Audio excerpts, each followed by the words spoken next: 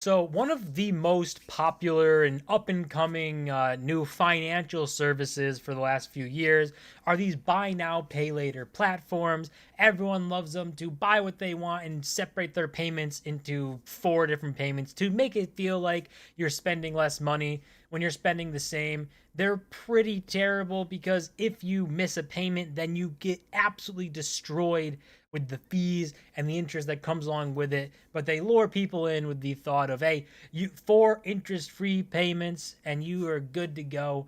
And they just are hoping, because most people who would use these platforms might end up missing a payment, and then there you go, you get slammed with a bunch of fees and interest and problems.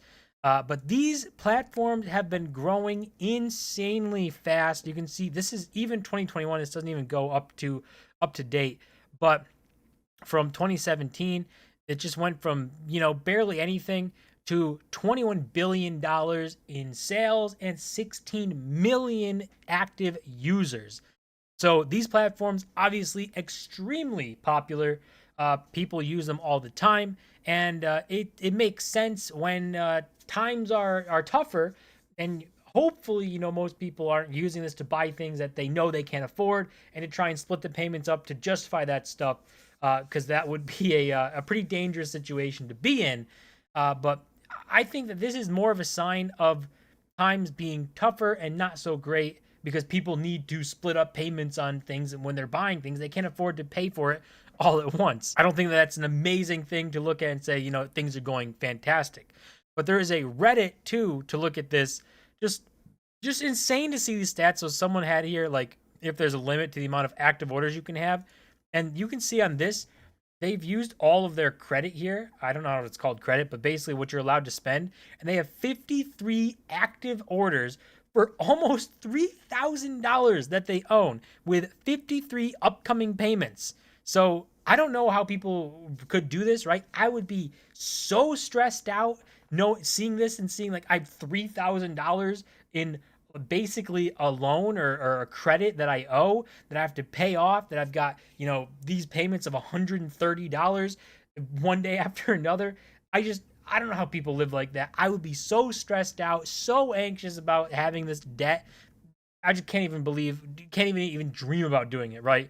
But the fact that this is how a lot of people do, or a lot of people use these buy now, pay later stuff, it's just insane. It is insane what people can do with it.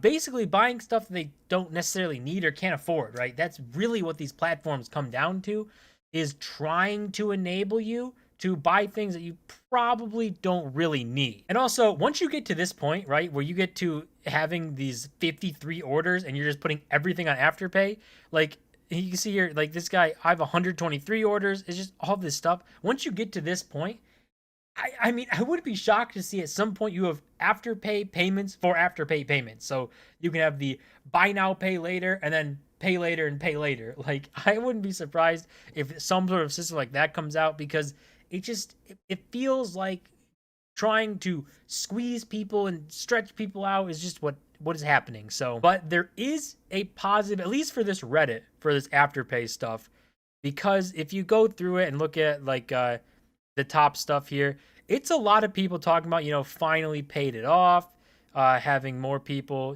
paid it off, all paid off, you know, it's just, it seems really, really good, because maybe that's a little better, right? When you have this stuff, people celebrating paying off their stuff and not have to worry about it, maybe that's a better sign, right?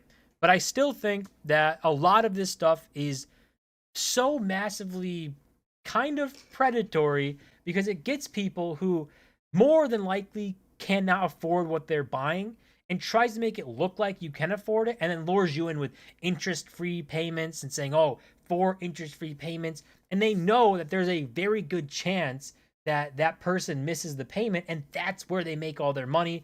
They slam you with fees, with interest, and they just really hit you once you miss that one payment. But on top of that, all of that being said, buy now, pay later, I don't think people should be using it. But when you combine this buy now, pay later with what's happening with regular credit cards, it just doesn't look good. With this, you can see credit card delinquency rates hit a nearly 12-year high.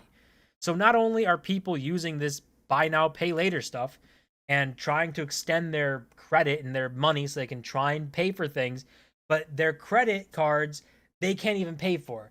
So people are using their credit cards and then, paying it late or paying their balances late, paying their minimum payments late. It's just not a good recipe. It doesn't look like something that is looking like it's going to be healthy, right? So I feel like when you have these two things, you have credit card usage and credit card debt at like all-time highs. You have delinquencies hitting 12-year highs. You have buy now, pay later being something that's massively touted and people are constantly using. It's just it's just not a good look for what's up to come. And I mean, this is the chart here that they're pulling from. Can move this over. But basically, this is like 2009 was the most peaks, basically the GFC, right? Maybe a little bit after, but basically that time period has gone down, and we see it recently rope back up. We had COVID, tons of stimulus, people got their money, we're being all right, and now we're higher than those periods and making 12-year highs. This is 3.16, and we go back to basically 2012 over here, where you get closer to those threes again. So 12-year highs for delinquency, buy now, pay later platforms, massively popular. I don't think that is a recipe for success. It might be showing us that things are not so great and people are struggling. And for that, I do not think, these buy now, pay later platforms are a good thing. Maybe in like an absolute emergency, maybe, but still, I just don't think they're a great platform. They're luring people in to more than likely buy things that they don't necessarily need and then kind of chip away at them and get them used to this. And then once they miss that one payment, you just pounce on them. And it's just not a great look. Combining it with everything we've seen here, it's not great. So hopefully, we somehow recover from this. I don't know how that's going to be possible, unless we get a bunch more stimulus. But then you have more problems with inflation, debasement. It's a very tough thing to solve, but this I don't think is the answer. I don't think putting everything on a credit card, maxing those out, being delinquent, and then having buy now, pay later platforms, maxing those out and being delinquent on those. I don't think this is a healthy cycle or a healthy thing to do and try and solve this.